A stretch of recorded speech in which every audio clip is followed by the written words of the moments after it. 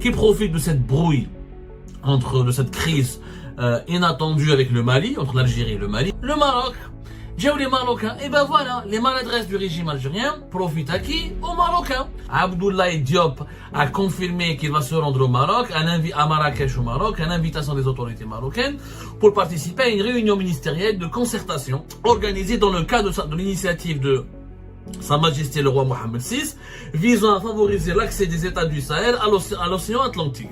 Toute personne, tout État, tout pays qui a un problème avec l'Algérie va se tourner automatiquement vers le Maroc. Je trouve les Marocains comment ils sont intelligents. La vérité, les Marocains ils en profitent. Chaque faux pas du régime algérien, le Maroc en profite. D'ailleurs, une initiative économique. L'initiative économique le Maroc pour pousser tous les États africains à reconnaître sa souveraineté sur le Sahara occidental, d'ailleurs l'initiative l'accès à l'Atlantique pour les États du Sahel. Les Marocains donc comment me dire les Marocains jamais dire et quoi de سناو غير يغلط le régime algérien يصدموهم هذا ما كان. Regardez, qui profite, alors regardez, vous allez voir que le régime algérien va créer au complot bientôt, qui profite de cette brouille, de cette crise inattendue avec le Mali, entre l'Algérie et le Mali. Jamais nous avons eu des mauvaises relations avec le Mali. Nous avons toujours eu d'excellentes relations. Avec le Mali et le Niger, nous avons toujours eu d'excellentes relations. Lyon, nous avons un problème avec le Niger et avec le Mali. Le Niger qui en octobre 2023 a rejeté notre médiation, il ne veut pas que l'Algérie soit le médiateur parce qu'il ne fait plus confiance en Algérie à cause de ses positionnements et de son rapprochement avec la France. Le Mali, il y a une crise maintenant, des rappels réciproques d'ambassadeurs et des incompréhensions, des malentendus, des tensions et des accusations. Lyon, après, qui profite de cette situation? Le Maroc. Les Marocains, et ben voilà, les maladresses du régime algérien profitent à qui? Aux Marocains. Alors, le ministre des Affaires étrangères malien a été officiellement invité au Maroc. Abdoulaye Diop a confirmé qu'il va se rendre au Maroc, à Marrakech au Maroc, à l'invitation des autorités marocaines, pour participer à une réunion ministérielle de concertation organisée dans le cadre de l'initiative de Sa Majesté le roi Mohammed VI, visant à favoriser l'accès des États du Sahel à l'océan Atlantique. Voilà. Le chef de la diplomatie malienne, qu'est-ce qu'il va faire? Il va aller à Marrakech au Maroc. L'ennemi de mon ennemi, c'est mon ami. J'ai des problèmes avec l'Algérie. Toute personne, tout État, tout pays qui a un problème avec l'Algérie va se tourner automatiquement vers le Maroc. Parce que le Maroc est de facto considéré comme l'adversaire géopolitique numéro 1 du régime algérien. Le régime algérien le traite comme un ennemi. Et ben, quand on se dispute avec des pays ou avec des voisins, on incite indirectement ses voisins ou ses partenaires à aller à se jeter dans les bras du Maroc. C'est ce que vont faire les Maliens. Et je trouve les Marocains comment ils sont intelligents. La vérité, donc vous allez voir dans une semaine, 10 jours, vous allez voir la presse algérienne, c'est le Maroc qui a semé la zizanie entre le Mali et l'Algérie, c'est le Maroc qui est en train de financer une campagne de dénigrement pour déstabiliser les relations algéro-marocaines, c'est algéro-malienne, c'est le Maroc qui pousse des dirigeants maliens à se retourner contre l'Algérie. Alors vous allez voir. Et pourtant, l'embrouille, elle a commencé lorsque Alger a accueilli un imam salafiste dangereux pour le pouvoir actuel au Mali et qui veut bousculer le processus de transition et qui veut chasser du pouvoir les colonels maliens qui, qu'on le veuille ou non, ont une certaine popularité. Il y a beaucoup de Maliennes et de Maliens qui les suivent et qui sont d'accord avec leur politique, à savoir s'émanciper du joug de la France, lutter de façon armée et rigoureuse et musclée contre les groupes armés qui dominent beaucoup de larges territoires du pays, travailler sur une nouvelle fondation de la souveraineté du Mali, s'allier avec la Russie pour lutter contre la sécurité, les groupes armés et terroristes, les groupes criminels. Beaucoup de Maliennes et de Maliens sont d'accord. D'ailleurs, la junte au Mali peut aussi mobiliser l'imam Diko le salafiste. Il a ses partisans, les colonels maliens, ils ont aussi leurs partisans. On veut manipuler quel était l'objectif du régime algérien. Je ne comprends pas les dirigeants de notre pays. Qu'est-ce qu'ils voulaient entendre? Quel est le message qu'ils voulaient envoyer? Ou quel était leur but en recevant à Alger à l'imam Mahmoud Diko? Et bien maintenant les Maliens, qui chaque fois l'Algérie n'est pas avec eux, n'est pas à l'aise, n'est pas agréable avec eux. De temps en temps elle est avec la France, de temps en temps elle accueille l'imam Mahmoud Diko. Elle veut absolument continuer à dialoguer avec les groupes armés du nord du pays alors que l'armée malienne est en train de les combattre et elle a repris Kidal le 14 novembre dernier et qu'elle ne veut pas leur céder le terrain. Que font maintenant les Maliens? Puisqu'il y a des divergences claires, affichées et publiques et des problèmes, des tensions entre Alger et Bamako se dirigent vers Rabat. Les Marocains, ils en profitent. Chaque faux pas du régime algérien, le Maroc en profite. Ou là, il profite directement au Maroc. Ce qui est logique puisque nous sommes dans une grande compétition géopolitique. Le Maroc en profite.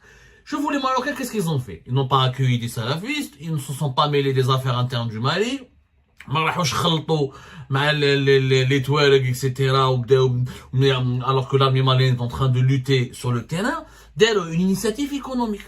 L'initiative économique, le Maroc, pour pousser tous les États africains à reconnaître sa souveraineté sur le Sahara occidental, d'ailleurs l'initiative l'accès à l'Atlantique pour les États du Sahel. Le Maroc, à la belle comme avec les Émiratis, il a un grand projet et depuis 2016, il nourrit le rêve de construire un grand mégaport du côté atlantique au niveau du Sahara occidental.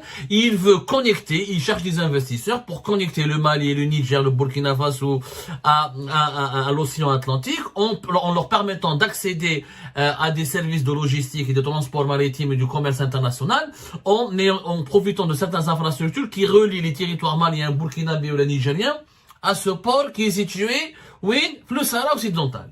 Donc, voilà, le Maroc, il fait intelligemment. Mais il parle business pour intéresser, pour séduire tes voix ou les pays étrangers.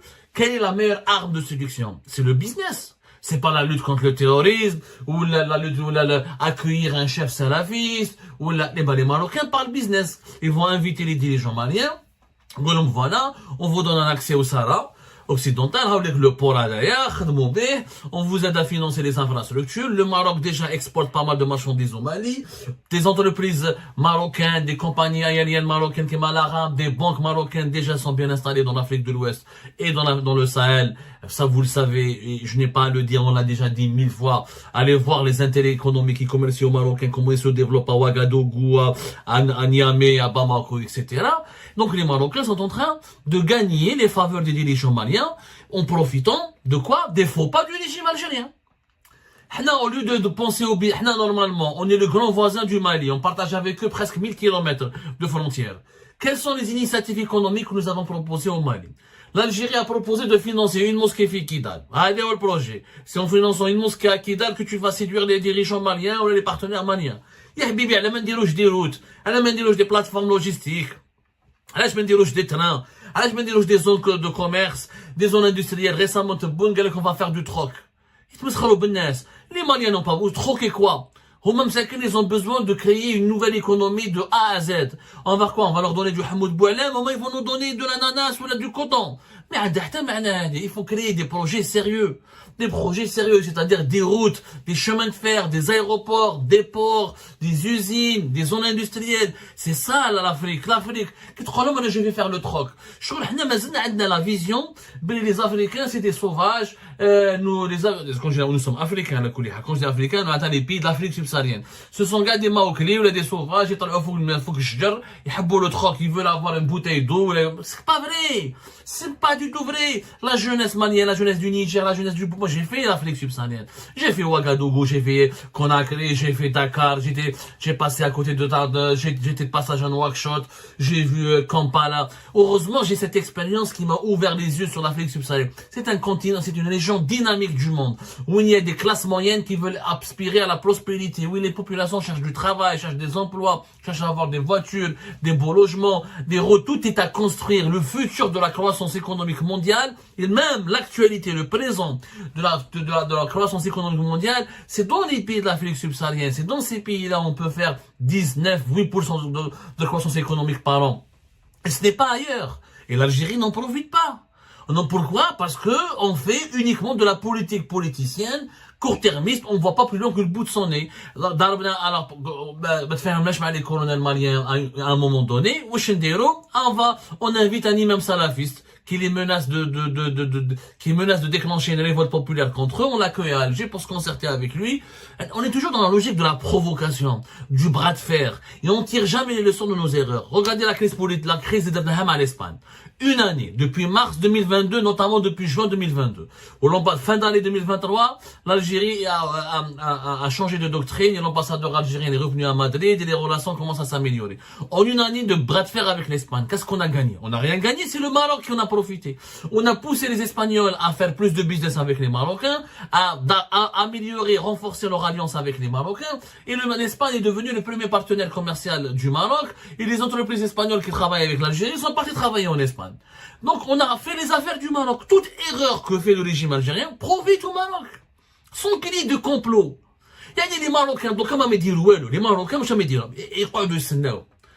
غير يغلط le régime algérien, يصدموهم. هذا ما كاين كومبلو اماراتيين يا حبيبي جايب لي انا الامام سلفيست في الجي pour un pays qui a lutté contre le terrorisme, pour un pays qui a vaincu contre le terrorisme, وتقول لي je veux dialoguer avec lui. واش يكون هذا الامام ديكو؟ c'est l'homme des Saoudiens. لا تعرضوا انت في الجي. On s'en fout de lui. Je préfère l'armée malienne est une institution. Les colonels, Balek Assimi Goïta, qui n'est pas bon corrompu, mais l'armée malienne est une institution. Je préfère parler avec une institution solide, qui a le droit, c'est légitime de sa part de vouloir garantir la souveraineté de son territoire et sécuriser son territoire.